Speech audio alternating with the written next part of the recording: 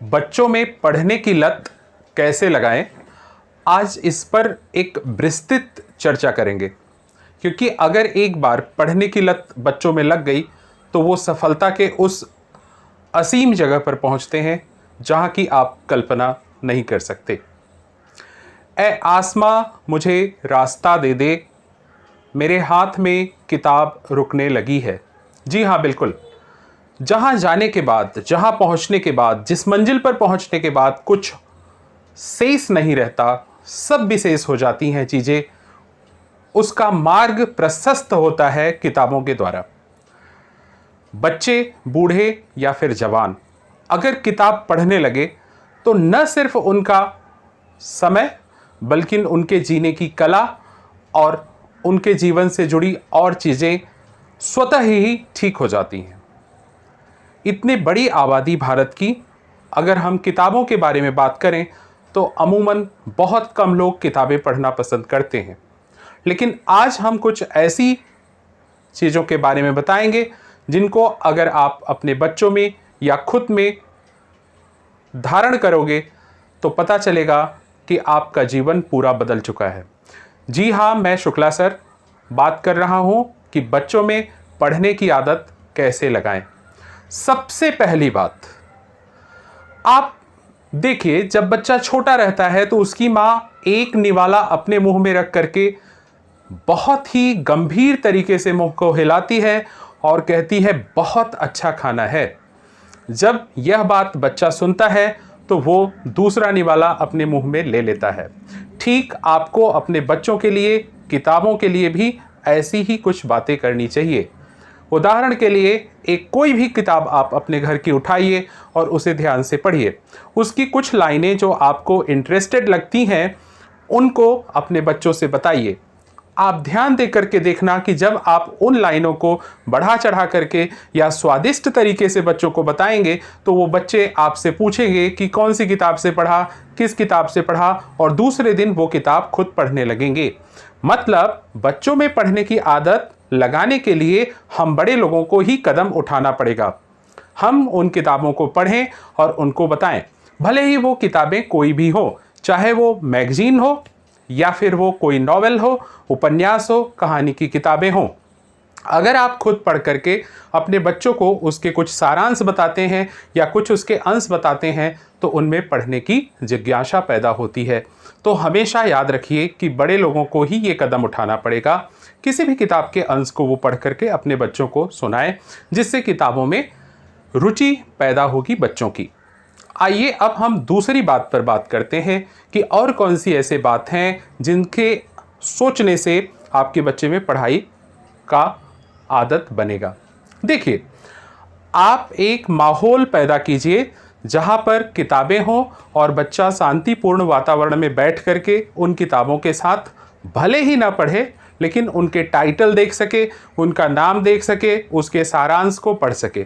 अर्थात हो सके तो एक छोटी लाइब्रेरी अपने घर में बनाइए जहां हर एक फील्ड की किताबें हों, सिर्फ एक ही फील्ड की किताबें ना हो। जैसे कि मोटर इंजीनियरिंग की किताब, जैसे कि हेल्थ से जुड़ी हुई किताब, जैसे कि एकेडमिक किताबें, जैसे कुछ उपन्यास, जैसे कि कुछ कहानी की किताबें। जब आप उन जगह पर एक ही जगह पे सारी किताबें रखेंगे तो कोई भी घर पे आपके आएगा या आपका खुद बच्चा जा कर के वहाँ पे किताबों से पढ़ सकता है।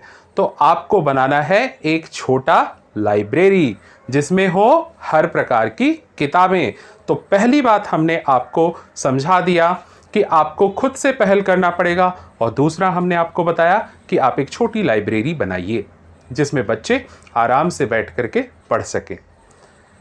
आइए अब बात करते हैं कि स्कूल या कॉलेज की किताबें जिनमें बच्चे अक्सर बोर हो जाते हैं और नहीं पढ़ना चाहते, तो उनके लिए क्या करना चाहिए।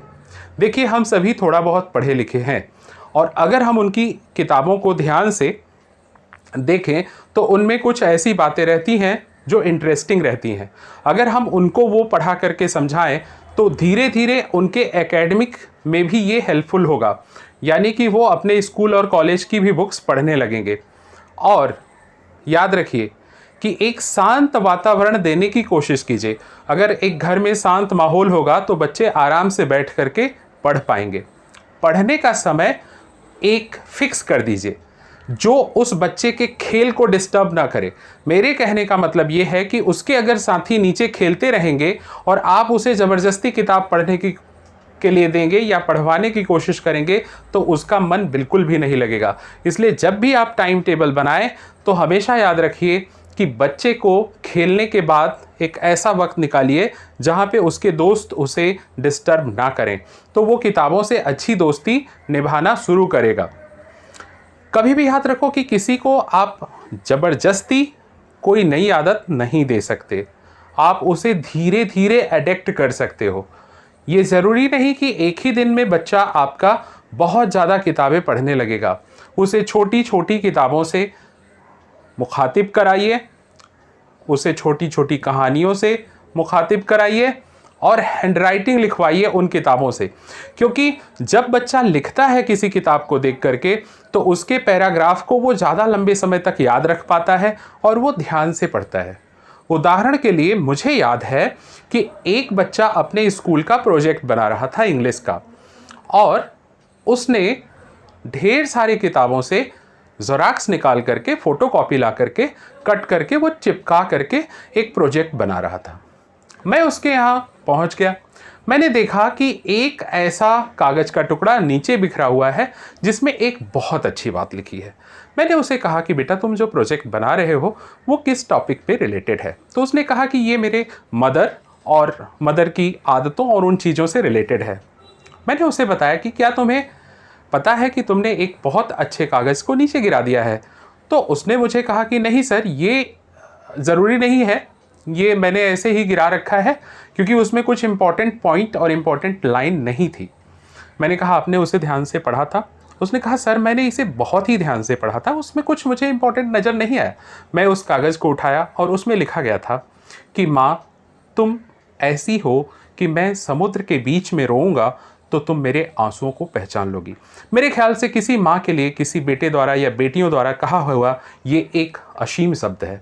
जब उसे मैं इसका मीनिंग समझाया कि देखो बेटा, आंसू भी खारा होता है, समुद्र का पानी भी खारा होता है, इसीलिए इस ऑथर ने लिखा है कि अगर मैं समुद्र में भी रोऊंगा, यानी कि खारे पानी में भी खारा पानी में मिलाऊंगा, तो भी मेरी माँ मेरे आंसुओं को पहचान जाएगी। उसे एहसास हुआ कि वाकई में ये तो सबसे बड़ी ग्रेट लाइन है। उसने उसको उठाया और फिर सबसे पहला लाइन उसने यही लिखा।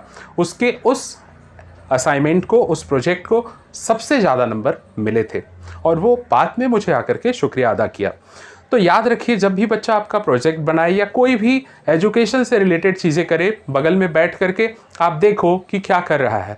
ज़्यादा उसे मत डिस्टर्ब करो, लेकिन इन चीज़ों को आप ध्यान से देख सकते हो, तो इस तरीके से भी उसमें पढ़ने की आदत डेवलप होगी। कई बार हम एक ही प्रकार की किताबों को पढ़ते पढ़ते बोर हो जाते हैं, जिससे हमारे समझ में नहीं आता कि अब हम क्या पढ़ें। तो याद रखो, अलग अलग विषय की अलग अलग किताबें रखिए घर पे। और ऐसा नहीं है कि सिर्फ स्कूल कॉलेज की किताबें ही ज्ञान देती हैं। ज्ञान तो असली वो है जो हर प्रकार का होता है और हर एक चीज़ों से सीखने को मिलता है, क्योंकि किताब में असीम शक्ति है। किताबों का इस्तेमाल करके काफ़ी लोग आगे गए हैं और उनकी चेतना का विकास हुआ है। न सिर्फ वो सफल हुए हैं अपने जीवन में, बल्कि जीवन जीने की कला भी किताबों से ही हमें समझ में आती है। और अगर एक सुंदर, स्वस्थ, सुशील जीवन जीना है तो किताबों से दोस्ती आपको करनी पड़ेगी। और चलते चलते मैं एक और बात आपको बताते जाता हूँ कि जब आप अलग अलग फील्ड की किताबें रखते हैं तो बच्चों का समग्र विकास होता है, जिससे कि आपके बच्चे हर एक फील्ड की बातें अच्छे से समझ पाते हैं। जनरल नॉलेज की किताबें अवश्य रखें, क्योंकि इन किताबों से आपको बहुत ही ज्ञान होगा और आपके बच्चों को भी ज्ञान होगा। आप अपने हक की बातें भी कर सकते हैं। किताबों से जो दोस्ती करता है वो जीवन में सबसे ज़्यादा सुखी रहता है। धन्यवाद। आगे की कहानी अगले एपिसोड में और फिर हम बात करेंगे आगे। ठीक है, धन्यवाद।